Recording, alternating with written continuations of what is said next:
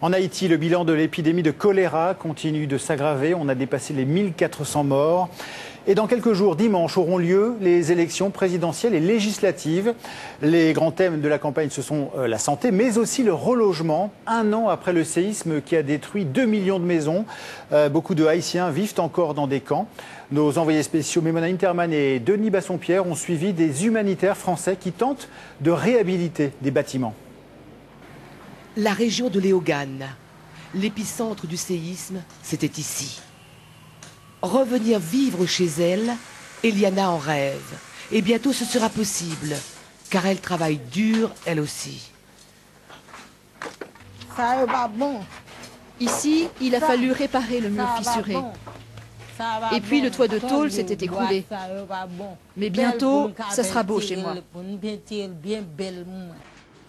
La Fondation Architectes de l'Urgence va dépenser 600 € pour que la maison d'Eliana redevienne habitable. L'ONG française travaille avec des ouvriers et des ingénieurs haïtiens. Priorité aux normes parasismiques. On met des fers verticales et horizontales pour que la maison, quel que soit le séisme ou les vents, quel que soit, et pour que ça tienne normalement. Architecte de l'Urgence agit également ici, près de Port-au-Prince. Le représentant des habitants du quartier a présenté une liste à l'ONG. Les immeubles à réparer en priorité.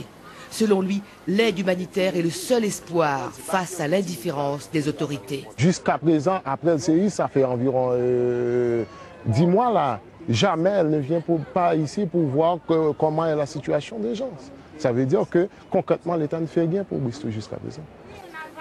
Réparer durablement ne coûterait pas plus cher que des habitations de fortune. Globalement, avec 3 millions d'euros, on est capable de régler le problème pour près de 10 000 personnes. Et avec 6 000 €, Patrick Coulombelle et son association ont redonné vie à ce lieu. C'est une maison qui accueille à la fois une école de musique et un orphelinat. Ces enfants ont perdu leurs parents dans le séisme.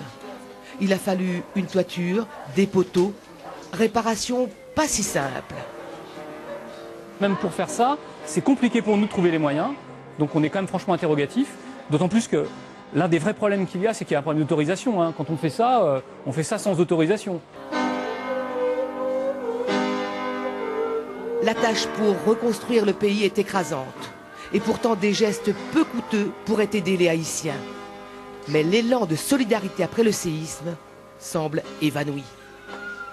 Il n'y a toujours pas l'esquisse d'un plan pour reconstruire Haïti. Et puis de toute façon, les 10 milliards promis par un groupe de pays ne sont pas arrivés. Et les Haïtiens commencent à se demander si on ne s'est pas moqué d'eux.